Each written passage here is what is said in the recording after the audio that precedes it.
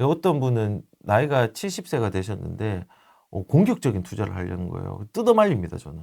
뭐 용산 재개발을 찾아요? 자기는 월세를 살고 근데 현금 흐름이 아직 한 250밖에 안 되는데 내 돈에서 최상급지를 가고 싶다. 뭐 이런 식으로 한다고 하면은 좀 균형을 맞추라고 꼭 얘기를 하거든요. 그리고 저희 부모님도 뭐 해운대에 사시는데 집을 저 예전에 한 채 더 살려고 했는데 제가 뜯어 말렸거든요. 아버님이 이제 80이세요. 근데 뭐 그치, 그 그치. 품위 유지를 하는 것도 되게 중요한데 품위 유지를 빼고 그냥 부동산만 만약에 접근하면은 그 또한 저는 그 남은 뭐 하늘나라로 제가 강남집을 가져갈 수 있으면 그렇게 적극 추천하겠어. 근데 그게 아니니까 그런 식으로 이제 안내를 좀 도와드리고 있죠. 그래서 그 부동산 투자라는 건 자산이라는 거는 최종의 목적지가 아니라 우리의 삶의 질이 목적지가 되기 위한 기반이 되는 건데 그거 자체를 목적이 되면은 안 된다고 생각을 하거든요. 돈이 목적이 아니라 수단이 돼야 되잖아요. 그래서 뭐 일단은 그런 좀 형편들을 조금 구체적으로 얘기를 해주시면은 제가 또 하고 어디를 추천해 주세요. 이거보다는 어느 지역은 가치가 있는지 뭐 그런 것들로 물으면 오히려 좀 더 좋을 것 같다는 생각도 드네요. 강남 아파트 지금 파는 것도 괜찮을까요? 강남의 아파트 대치동 아파트를 팔아서 압구정 간다면 찬성입니다. 근데 강남 아파트를 가지고 현금만 가지고 있다. 완전 반대고 아니면 강남 아파트로 은퇴할 시기도 아닌데 이거를 마포로 간다. 완전 반대입니다. 그러니까는 이 매도라는 건요. 그 매도 매수할 때 제일 중요한 갈아타기를 중요한 게 내가 어디를 갈아탈 건가 보다 더 중요한 게 뭐냐면은 내가 지금 언제 매수했고 어떤 집을 가지고 있고 그게 우선 더 중요한 거예요. 그리고 그거에 대한 수익과 내 현금을 합쳐가지고 갈아타기를 하는 겁니다. 근데 이제 강남은 최상급지잖아요. 근데 강남 안에서도 분류가 되잖아요. 압구정이냐, 청담동이냐, 대치동이냐, 일원동이냐, 수서냐, 세곡동이냐, 내곡동이냐에 따라서 다 갈리는 건데 강남 내에서 강남 상급 물건이나 상급지로 가는 건 찬성입니다. 근데 그냥 무작정 판다고 하는 거는 저는 반대입니다. 강남 아파트 팔아서 지방 인프라 좋은 상가 건물 매입하는 건 어떨까요? 대반대입니다. 근데 이제 이런 건 있죠. 강남에 집이 두 채가 있어요. 그리고 한 채는 남겨두고 뭐 내가 은퇴를 위해서 대체로 현금 흐름을 내기 위한 수단으로 상가를 사는 거는 괜찮은데 상가도 다 되는 건 아니고 지금 상가 공시률이 얼마나 많은데 되게 리스크가 큰 물건이란 말이에요. 그래서 상가로 간다는 거는 현금 흐름을 내기 위해서 간다는 건데, 강남 집이 지금 이것밖에 없고 내가 실거주할 곳이 없는데 상가 가는 거는 반대합니다. 굳이 상가로 간다고 하면은 이제 지방이 싸니까는 상가로 가려고 하는데, 대도시 쪽으로 상가를 간다고 하면은 집이 한 채 있고, 강남에 집이 한 채 있고, 그 강남집을 팔아서 지방에 수요가 있는 대도시에 상가를 간다고 하면은 그냥 좀 동의는 할 수 있겠다. 그 정도는 이제 얘기를 드릴 수 있을 것 같고 이게 상가가 도로 하나를 놔두고 요 왼쪽에 건널목이 있으면 건널목이 왼쪽에 있느냐 오른쪽에 있느냐에 따라서도 공실이 나느냐 안 나의 차이가 나고 1층이냐 5층이냐 뭐 이거에 따라 공실이 나요. 저는 이제 병원을 한 개를 가지고 있는데 병원 상가를 어떤 투자를 했냐면 저는 1층은 투자 안 합니다. 왜요? 제일 비싸잖아요. 수익률이 안 나오세요? 공실도 많잖아요. 차라리 용도를 선택을 합니다. 용도를. 그러니까 용도가 병원이나 학원이 들어올 수 있는 용도로 지정된 곳이 있었어요. 예전에. 그래서 그거 정보를 알아가지고 거기를 이제 습득을 한 거죠. 근데 거기 같은 경우는 2층, 3층이에요. 근데 용도가 병원이잖아요. 그러면은 공실은 없죠. 없죠. 거의 없죠. 그리고 가격은 싸죠. 임대료는 잘 나오죠.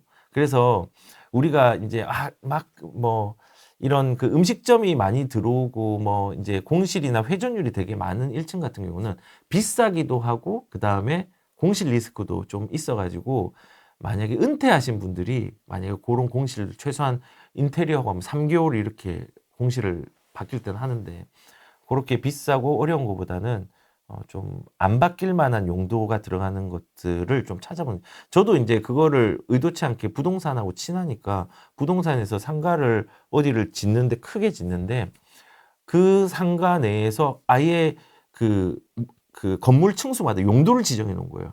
1층은 근생, 2, 3층은 병원, 4층, 5층은 학원. 안 겹치게 하려고. 네. 그리고 용도를 지정해 그 용도만 받은 거예요, 아예. 그 정보가 있어가지고 이제 쉽게 했죠. 그래서 상가는 공부도 많이 해야 되고, 그리고 상가를 가진다고 월세를 받는다에 집중하는 게 아니고 이거를 관리를 용이하게 할 수 있는데도 집중해가지고 동시에 보고 상가는 선택을 해야 될 거라 생각을 합니다. 네. 저는 비추입니다. 네. 아마 이제 통상가 건물을 말씀하시는 것 같은데 은퇴해서 관리하기 그거 쉽잖아요. 예. 완전 노비 됩니다, 노비. 노비도 되고, 예전에 제가 아시는 분이, 아시는 분 아니죠. 고객 중에서 한 분이 노원에 입지 되게 좋은데 그 당시에 가치가 한 150억 정도 됐어요. 근데 그거를 제발 좀 팔아달래요. 나이가 이제 70이 넘으셨어요. 부산 분이신데 왜 그러니까는 거기에 뭐 유흥업소 같은 게 한 게 있는데 한 달에 한 번씩 삥 뜯어간다는 거예요. 뭐 이게 고장 났느니 저게 고장 났느니 막 이러면서 그거를 계속 하는데 노이즈를 걸리겠다는 거예요. 그래서 차라리 좀 싸게라도 팔았으면 좋겠다는 거예요. 그래서 저는 사람들이 월세 받는다, 와 너무 좋겠다 이러는데 다주택자들 경험하셔야 알겠지만은 임차인들이 다 좋아요. 근데 한두 명이 10명의 역할을 해요. 빡세게 하는데 너무 힘들어. 너무 힘들게 해요. 그래서 이 점포상가라든지 아무튼 이 상가를 이게 미니 건물이 꼬마 건물이죠. 빌딩이죠. 이제 점포상가 같은 경우도 너무 힘든 거예요. 왜냐면은 그 관리가 평소에 잘 될 수 있지만은 한 번 안 되면은 너무 힘들고, 그다음에 그 상가 임대차법이 또 되게 빡세잖아요. 그러니까 그런 것 때문에 되게 힘든 게 많더라고요, 보니까. 그래서 저도 개인적으로는 그냥 사람들이 되게 쉽게 접근할 수 있는 거에 접근하라고 많이 해요. 그게 뭐냐? 우리나라는 아파트예요. 아파트고 시세가 정해져 있어요. 보여요. 근데 상가는 시세가 안 보여요. 그리고 단지처럼 돼 있으면 괜찮은데 단지 내에서 단지처럼 돼 있는 것도 아니고 시세도 다르고 그 건널목 사이를 두고 여기가 가격이 다르고 뭐 이게 어려움이 많잖아요. 그래서 상가는 이제 필수품이 아니라 기호식 상품이기 때문에 진짜로 여유의 돈으로 방어가 되는 수준의 현금들이 흐름들이 있는 상태에서 할 수는 있지만은 필수는 아니다. 어려워요. 말씀하신 것처럼. 제가 지금 방금 생각나는 건 두 가지 대안. 두 가지 대안. 아파트 월세. 아파트 월세. 아파트 월세 받는 방법도 있고, 그다음에 월배당 ETF. 월배당 ETF. 네. 현금 흐름의 관점에서 생각한다면. 저는 이제 저랑 같이 이렇게 협업을 하고 있는 회사가 있는데 같이 이제 뭘 하고 있거든요. 이제 GPL이라는 걸 하고 있어요. 그걸 저희 부모님도 사용하고 주변에서 많이 사용한단 말이에요. 이거는 뭐 홍보는 아니고 그냥 나중에 한번 GPL이라는 걸 찾아보십시오. 매달 월급처럼. 설명 기본 구조를 좀 설명해 주십시오. 그러면 좀 구조가 이건 금융 복잡해요? 복잡하진 않은데 그냥 내가 금융업을 하는 겁니다. 어떤 사람이 집을 담보로 돈을 빌려달라고 하면 내가 빌려주는 거예요. 근데 내가 빌려주는데 이자를 내가 거기서 받는 구조를 만드는 회사를 만드는 겁니다. 채권 같은. 예, 채권 회사를 만드는데 보통 이제 담보채가 있고 회사채가 있고 뭐 신용채가 있는데 신용채는 그냥 야 후랭이 너 나 친하니까 좀 빌려줘. 이게 이제 신용채고 회사채는 내가 이 회사에서 AI를 개발할 건데 투자 좀 해. 뭐 이런 식으로 하는 게 이제 회사채고 담보채라는 거는 이거를 돈으로 환산할 수 있는 담보가 있는 거예요. 그러니까는 뭐 예를 들어서 아파트 압구정 현대 아파트를 가진 사람이 5억이 필요하다. 근데 5억이 필요한 부분을 담보로 압구정 현대를 주는 거예요. 그래서 등기부등본에 내 아파트 그 아파트에 채권자를 올리고 우리가 이제 빌려준 대신 등기부등본에 질권 설정을 해서 올릴 수 있는 거죠. 올리고 거기다 이자를 받는 구조를 가져갈 수 있죠. 왜 제가 이게 꺼렸냐? 사람들이 인식이 이렇게 하면은 대부업이다. 대부업이거든요. 그러면은 이런 거 생각하잖아요. 깍두기. 소개 TV에서는 대법 네. 소개를 좀 많이 했었습니다. 그래요? 네, 그래서 채권 투자도 네. 얘기를 좀 많이 했었고. 그래서 이제 안전한 투자 방식 중에 하나가 이제 채권 투자를 할 수 있는 거, 담보 채권 투자를 할 수 있는 게 좋은데, 그게 그 이자율도 되게 높고, 그리고 만약에 어떤 회사를 끼고 있는데 그 회사가 질권 설정을 하거나 자기가 이제 채권자가 되는 게 아니라 내가 채권자가 되는 거기 때문에 질권 설정을 해서 회사가 사라지더라도 내가 이거 돈 안 갚으면은 받을 수 있는 구조로 만들어 놓고, 다만 이제 우리는 대출은 상품이라는 표현을 하는데 그런 그 아파트 채권 담보로 된 아파트가 안 좋은 아파트면 좀 어렵겠죠. 근데 그런 아파트들이 좀 괜찮다면은 그런 괜찮은 아파트만 취급하는 회사라면은 뭐 한번 찾아보고 투자를 하더라도 상관없죠. 그래서 같이 이제 협업을 하고 하는 이 우리 회사에서는 서울에서 아파트, 이제 기준을 제가 다 정했거든요. 서울에서의 아파트, 경기도의 상급지 아파트, 부산에서의 상급지, 해운대나 뭐 수영구, 아니면은 서구 같은 경우는, 그 서구가 아니라 그 대전의 서구, 이제 크로우 아파트, 준산동 그 주변이라든지, 세종시의 1생활권, 2생활권만. 뭐 이런 식으로. 5, 6은 안 돼요? 예. 6은 저는 화력발전소를 싫어하는데 그 옆에 있더라고요. 5는 아직까지 개발이 안 된 데고 4랑 3은 개발이 돼 있죠. 예. 근데 아무튼 그런 식으로 해서 시기별로 LTV도 다르게 하고 해서 오히려 경매에 넘어갔을 때를 대비를 해야 되는데 경매에 넘어가도 상관은 없거든요. 근데 그 경매로 넘어갈 때 내가 LTV를 너무 높게 잡아놓으면은 나중에 하락장 때 경매에 넘어가면 문제가 되니까 집이 올라갈 때는 LTV를 낮게 설정하고 집이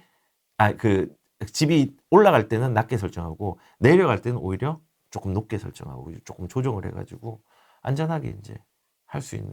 아마 그게 궁금하실 것 같아요. 이게 대부업이나 이쪽 관련돼서 제가 한 3번, 4번 정도 네. 촬영을 했었거든요. 아마 기억 안 나실 겁니다. 이게 한 7년 정도 했는데 그래요? 4번 정도밖에 안 돼서 아마 거의 기억이 안 나실 것 같긴 한데 그럼 이게 대부업 카테고리 안에 들어가 있는 그렇죠. 대부업이죠. 거죠. 네. 내가 대부업체를 금강원에 등록된 대부업이에요. 세우는 겁니다. 네. 그죠? 네. 네, 세우는 거고 개인도 할 수 있습니까? 개인도 할 수 있어요. 개인도 할 수 있고 네. 그러면 이제 아마 그게 궁금하실 거예요. 포인트가 결국에는 그래서 내가 받을 수 있는 이율.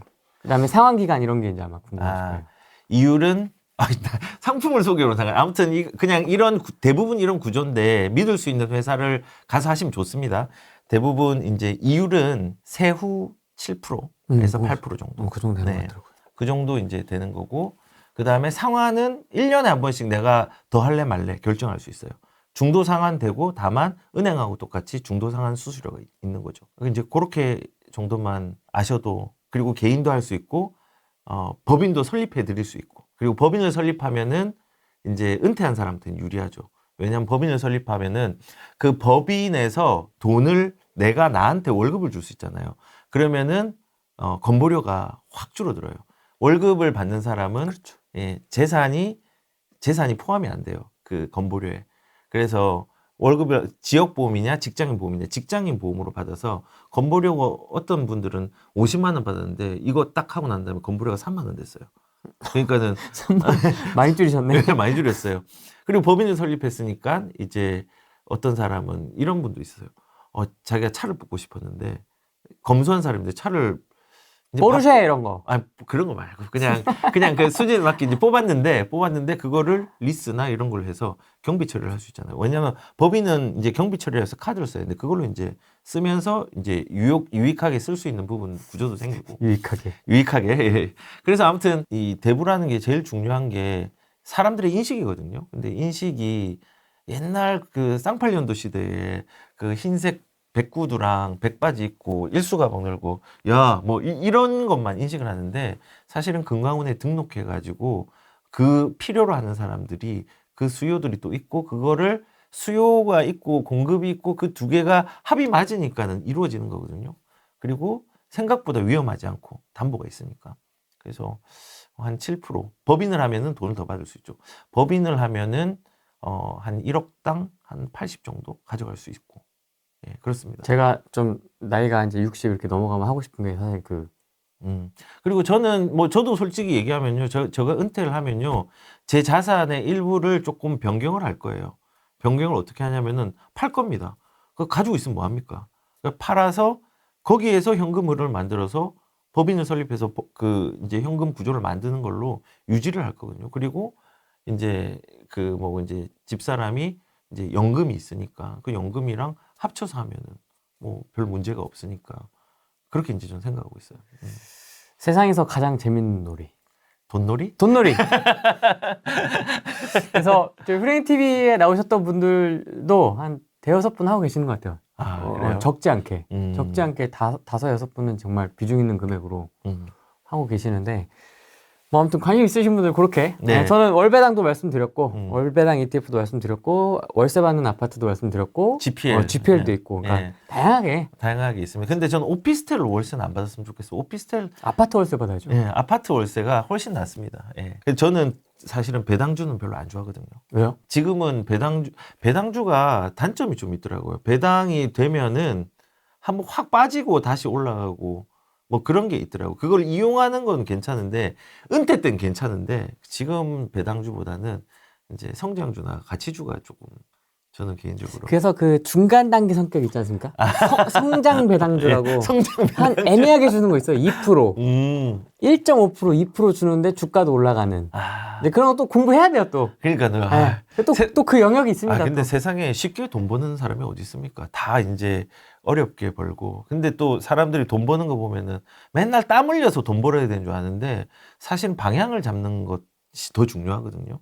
그래서 몇 가지 중에서 얘기하고 싶은 게 그 인간은 늙고 병들고 노쇠해지면은 노동을 할 수 없는 단계가 있기 때문에 30대는 몸으로 일해야 되고 40대는 지식으로 일해야 되고 이제 50대, 60대가 되면은 여유를 가지고 일할 수 있는 여건을 만들어야 되고 저는 그렇게 생각하거든요. 그래서 뭐 그 배당에 대해서는 아까 이제 그런 거 좀 찾아야 되겠지만은 뭐 돈이 쉽게 버려지진 않고 근데 그 쉽게 버려지지 않는다는 과정에서 무조건 일만 하라는 게 아니라 좋은 방향을 잡는 지식으로 일하는 부분들도 잘 생각하셔서 방향이 잘 잡혀야지 달리는 맛이 있지. 방향 없이 그냥 달려. 내가 지금 네덜란드로 간다 해가지고 가야 되는데 나 어디 간다. 근데 목적지가 없어. 기름만 소진하고 뭐 바닷가에 죽을 건 아니니까는. 방향도 여기 계신 분들이 잘 잡고 기준을 잘 세우는 게 중요하니까 잘 잡고 자산 시장에 참여했으면 좋겠다는 생각 가지고 봅니다.